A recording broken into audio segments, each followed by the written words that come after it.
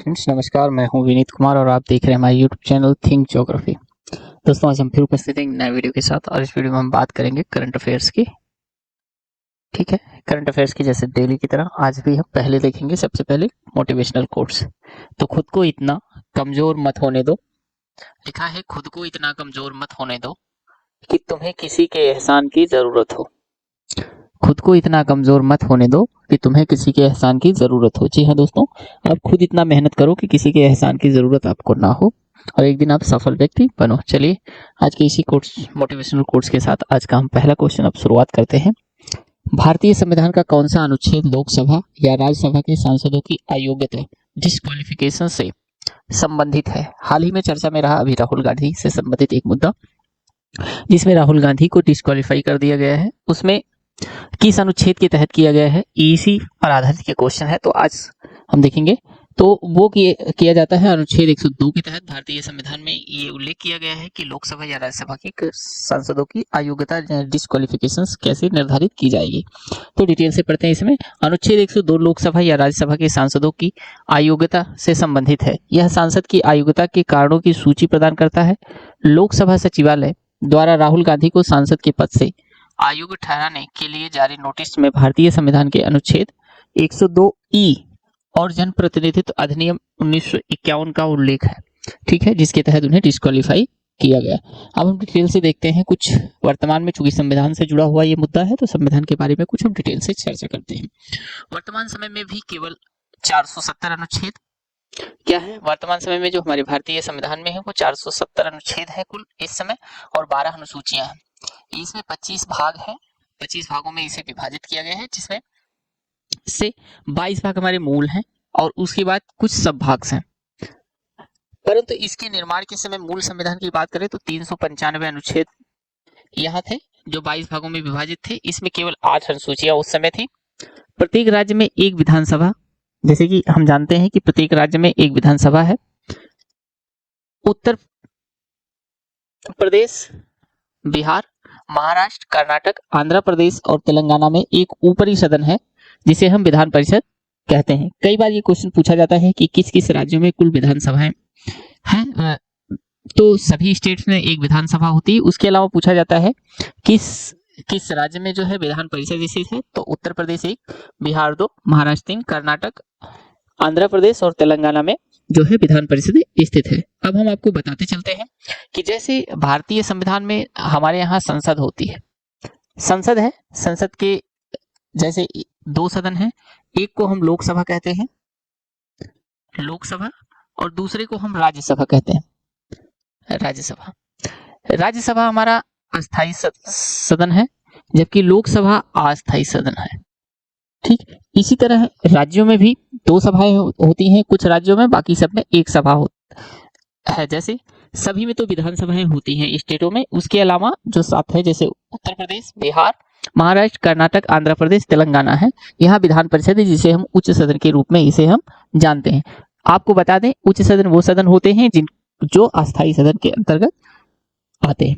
अब हम बात करेंगे आज इसमें अनुसूचियों की। भारत के मूल संविधान में कुल 8 अनुसूचियां थी, परंतु वर्तमान में बात करें तो भारतीय संविधान में कुछ 12 अनुसूचियों का उल्लेख किया गया है।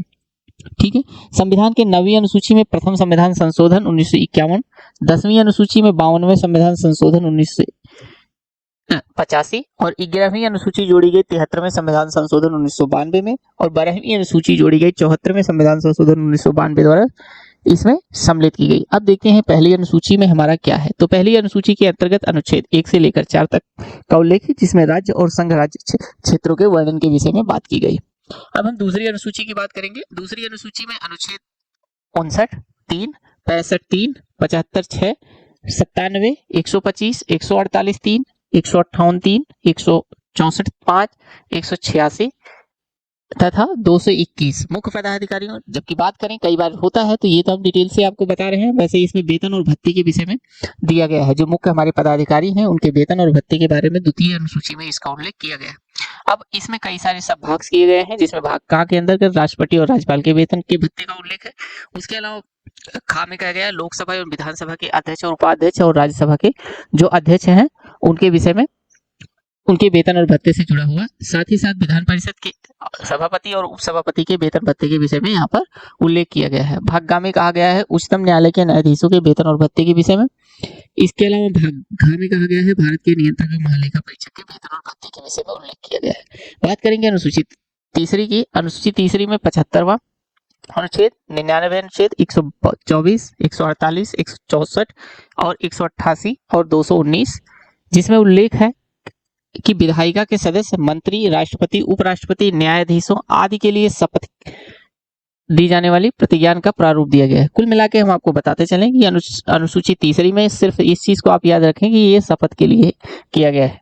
ठीक है, शपथ का उल्लेख किया गया है। इसी के अंतर्गत राष्ट्रपति, उपराष्ट्रपति, न्यायाधीश या अन्य जो मंत्री हैं, विधायक सदस्य हैं, वो सभी को शपथ दिलाया जाता है। अब हम बात करेंगे आज चौथी अनुसूची में। चौथी अनुसूची के अंतर्गत अनुच्छेद 4(1) और 80(2) में ये कहा गया है कि राज्यसभा के स्थानों का आवंटन और राज्यों तथा संघ राज्य क्षेत्रों से, यानी राज्यसभा में जो विभाजन है, राज्यों और संघ राज्य क्षेत्रों का जो बंटवारा किया गया है कि राज्यसभा में कितनी सीटें किस स्टेट से होंगी और यूनियन टेरिटरी से कितनी सीटें होंगी। तो कुल मिला के हम कहें कि राज्यसभा की जो सीटों का आवंटन किया गया है वो अनुसूची 4 के अंतर्गत किया गया।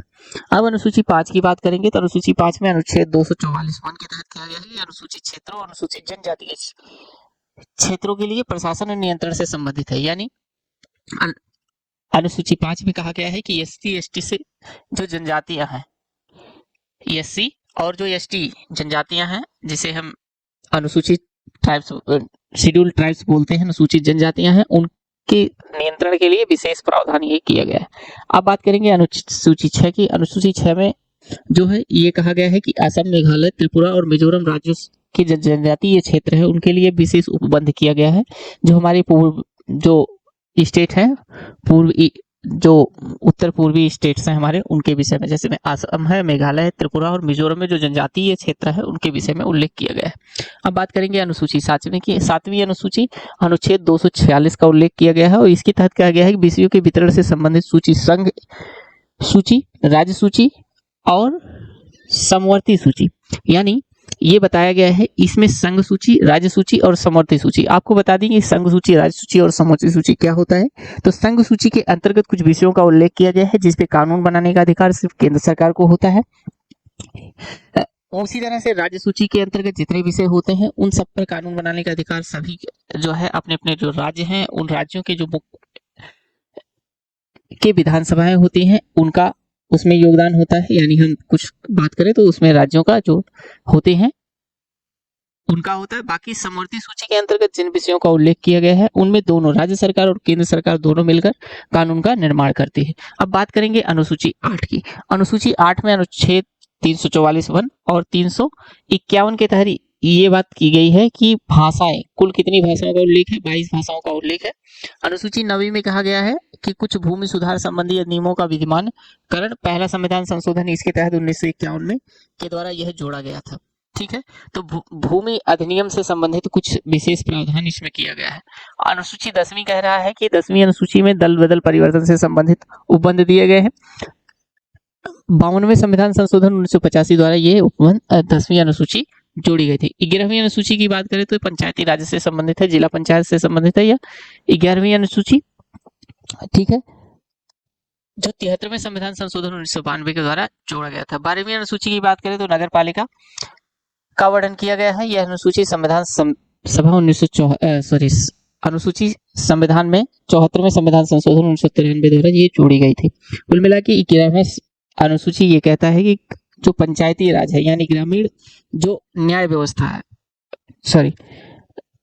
जो ग्रामीण हमारी है और पंचायती स्तर पर जो एक कानून व्यवस्था है, वो उसके तहत इसका उल्लेख किया गया है 12वीं अनुसूची में।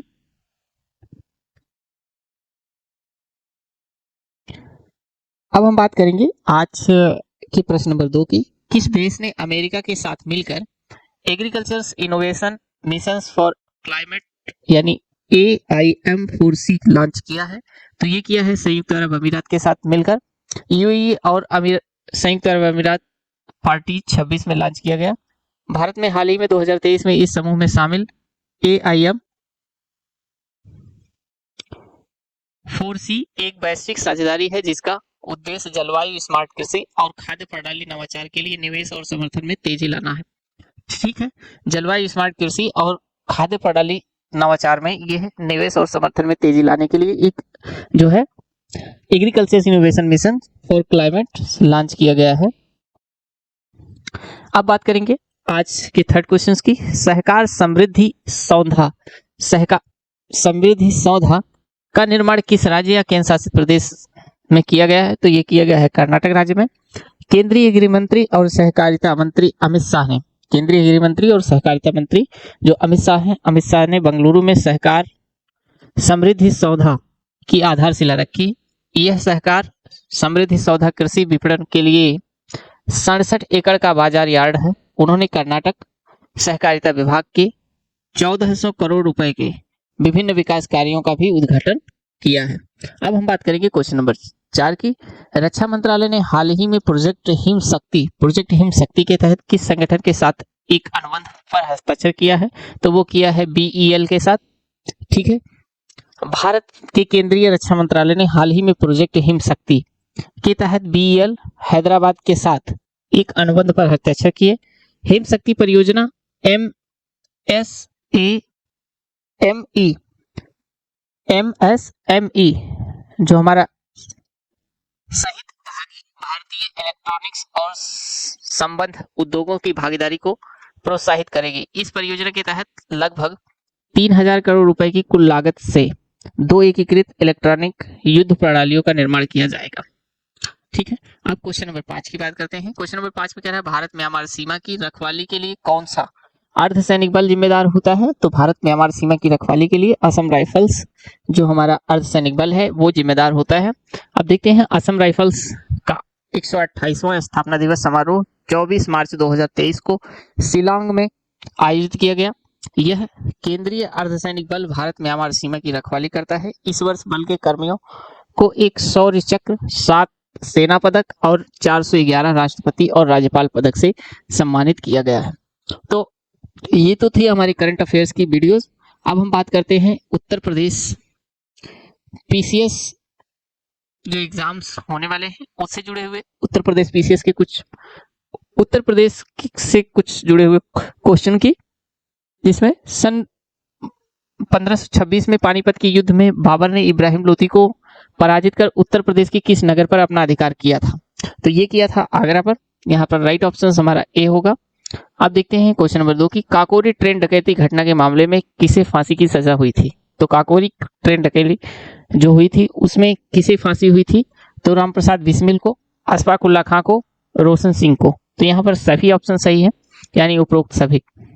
उत्तर प्रदेश से राज्यसभा के लिए कितने सदस्य चुने जाते हैं? तो उत्तर प्रदेश से जो है राज्यसभा के लिए कुल 31 मेंबर चुने जाते हैं, यानी ऑप्शन नंबर सी हमारा यहाँ पर राइट होगा।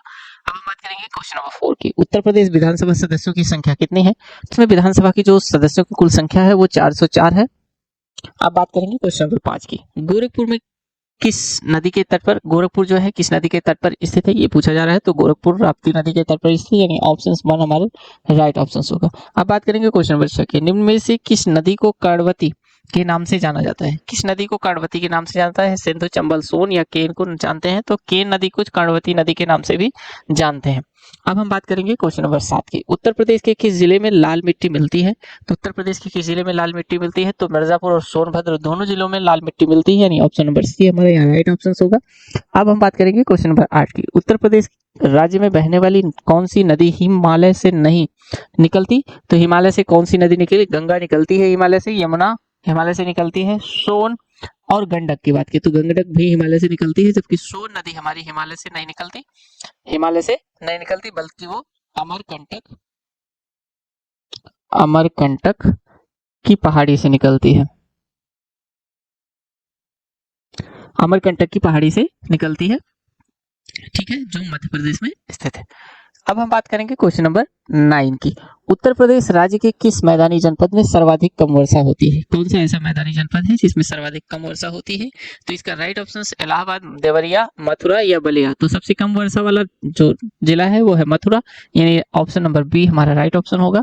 फिर नेक्स्ट क्वेश्चन है, उत्तर प्रदेश राज्य के किस जनपद में जिप्सम उपलब्ध मिलता है? किस राज्य में उत्तर प्रदेश के किस जिले में जो है जिप्सम पाया जाता है? तो यहाँ पर है झांसी, हमीरपुर या उपयुक्त दोनों, या इनमें से कोई नहीं। तो राइट ऑप्शन हमारा जो होगा उपयुक्त दोनों, यानी झांसी और हमीरपुर दोनों जिलों में जिप्सम हमें मिलता है। अब बात करेंगे क्वेश्चन नंबर 11 की। उत्तर प्रदेश राज्य के किस जनपद में हीरे पाए जाते हैं? तो उत्तर प्रदेश राज्य में किस जनपद में हीरे पाए जाते हैं? तो बांदा एवं मिर्जापुर में, या इलाहाबाद और सोनभद्र में, या झांसी हमीरपुर में, या ललितपुर या सोनभद्र में। तो यहाँ पर राइट ऑप्शन होगा बांदा और मिर्जापुर, यानी ऑप्शन नंबर ए हमारा राइट होगा।